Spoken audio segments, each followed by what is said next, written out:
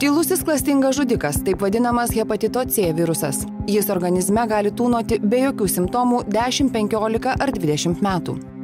Palangiškis žurnalistas Alvydas Zepkus prieš keliolika metų apie kepenis smarkiai pažeidusi virusą sužinojo tik sunerimęs dėl tinstančių kojų ir atlikęs kraujo tyrimus. Vyrui prireikė kepenų transplantacijos.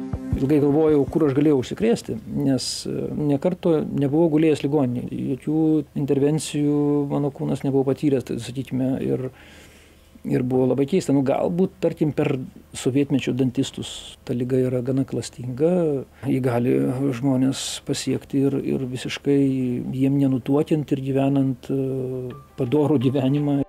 Gydytojai pabrėžia ankstyvą ligos diagnostikos svarbą.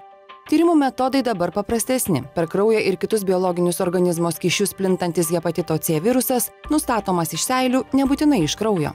Atsiradę nauji tiesiogiai virusus veikiantis vaistai išgijimo sėkmę padidina iki 70–80%.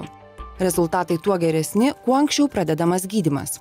Jei liga yra užtrukusi keliasdešimt metų, 20–30 susiformavusi kepenų cirozė, tokiam ligoniui sunku būna padėti.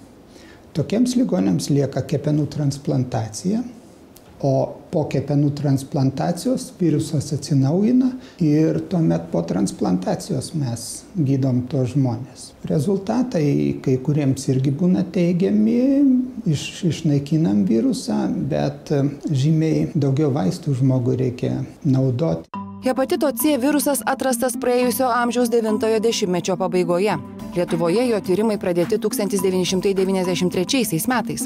Todėl medikai ragina nelaukti simptomų ir dėl hepatito C pasitikrinti visus, kurie iki 1994 buvo kraujo donorais ar recipientais. Taip pat hemodializuojamiems pacientams, besidariusiems tatuiruotę ar besivėrusiems auskarą, bent kartą vartojusiems intraveninių narkotikų. Nors ir rizika yra nedidelė, bet C hepatitas gali kartais būti perduodamas ir lytinių santykių keliu, ir iš motinos vaikui. Todėl, jeigu viena šeimoje turi C hepatitą, tai turėtų pasitikrinti šeimos nariai.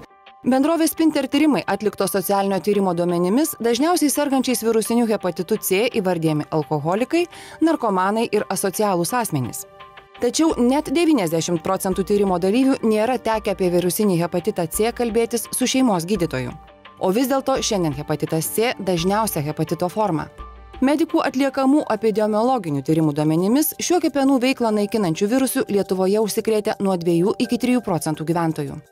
Jau kelerius metus rengiamos visuomeniai itin reikalingos ir svarbios patikros dėl hepatito C akcijos.